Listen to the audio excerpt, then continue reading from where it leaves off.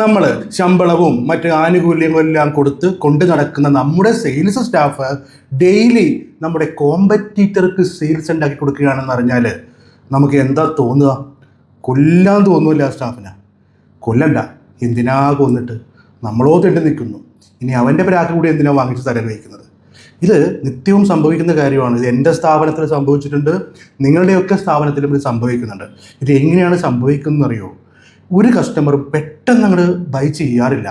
ആകെ കുറച്ച് സാവകാശം വേണ്ടി വരും. ചിലപ്പോൾ കുറച്ച് ഫിനാൻസ് അറേഞ്ച് ചെയ്യാനുണ്ടാകും, അല്ലെങ്കിൽ ഈ മാസം മറ്റെന്തെങ്കിലും തിരക്കുകളുണ്ടാകും. ഇനി അതല്ലെങ്കിൽ ഇത് വാങ്ങിച്ച് വീട്ടിൽ ചെന്നാൽ വൈഫ് കളിയാക്കും എന്നുള്ള സംശയം ഉണ്ടാകും. അവളെ ഒന്ന് ട്രാക്കിൽ കൊണ്ടുവന്നിട്ട് വാങ്ങിക്കാം എന്നൊക്കെ കരുതുന്ന ആളുകളാണ് ബഹുഭൂരിപക്ഷം പേരും. അപ്പോൾ നമ്മൾ ഫോളോ അപ്പ് ചെയ്യുമ്പോഴാണ് അവർ തിരിച്ച് കിട്ടുക. ചിലർക്ക് എന്തെങ്കിലും ഡൗട്ട്സും ഉണ്ടാവും. നമ്മളോട് അവർ ആ ഡൗട്ട് പറഞ്ഞിട്ടുണ്ടാവണമെന്നില്ല, പക്ഷേ ഫോളോ അപ്പ് ചെയ്യുമ്പോൾ ക്വസ്റ്റ്യൻസിലൂടെ നമുക്ക് ആ ഡൗട്ട് പുറത്തേക്ക് കൊണ്ടുവന്ന് ക്ലോസ് ചെയ്യാം. പക്ഷെ നമ്മളിത് ചെയ്യാത്തപ്പോൾ സംഭവിക്കുന്നൊരു കാര്യം എന്തറിയോ? ഇത്തരം കസ്റ്റമേഴ്സ് ഹാഫ് കുക്ക്ഡ് ചപ്പാത്തി പോലെയാണ്. വാങ്ങിച്ചുകൊണ്ട് വന്നാൽ പെട്ടെന്ന് അങ്ങോട്ട് ചുട്ടെടുത്ത് കഴിക്കാം, ഇല്ലേ? ഈസിയാണ്, മാവ് കുഴക്കണ്ട, ഒന്നും വേണ്ട. അപ്പം നമ്മളിതെല്ലാം കുറച്ച് സെറ്റാക്കി വെച്ചിരിക്കുന്ന കസ്റ്റമറെ ഒരു കോമ്പറ്റീറ്റർ ടെലികോളർ വിളിച്ചാൽ പെട്ടെന്ന് ക്ലോസ് ആവും.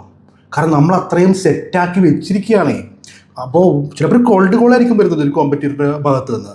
ഇദ്ദേഹത്തിൻ്റെ ചില സംശയങ്ങൾ ഒരു പക്ഷേ നമ്മളോട് ചോദിക്കാതിരുന്ന ചില സംശയങ്ങൾ അവിടെ ചോദിച്ചിട്ടുണ്ടാവും. അവിടെ അതിന് കൃത്യമായി ഉത്തരവ് കിട്ടിയിട്ടുണ്ടാവും. ഇമ്മീഡിയറ്റ് ക്ലോസിങ് ആയിരിക്കും. ചിലപ്പോൾ അവിടെ നിന്ന് വിളിക്കുന്ന ആൾ കുറച്ചുകൂടെ ക്ലോസിങ് സ്കില്ലുള്ളതാണെങ്കിൽ തീർന്നു, നമ്മുടെ ഇന്ന് ആ കച്ചവടം പോയി. സോ നമ്മളൊരു സ്റ്റാഫിനെ അപ്പോയിൻറ്റ് ചെയ്യുമ്പോഴും അയാളുടെ ക്ലോസിങ് സ്കില്ലിനേക്കാളും കൂടുതൽ അയാളുടെ ഫോളോ അപ്പ് സ്കില്ലാണ് നമ്മളും പരിഗണിക്കേണ്ടത്.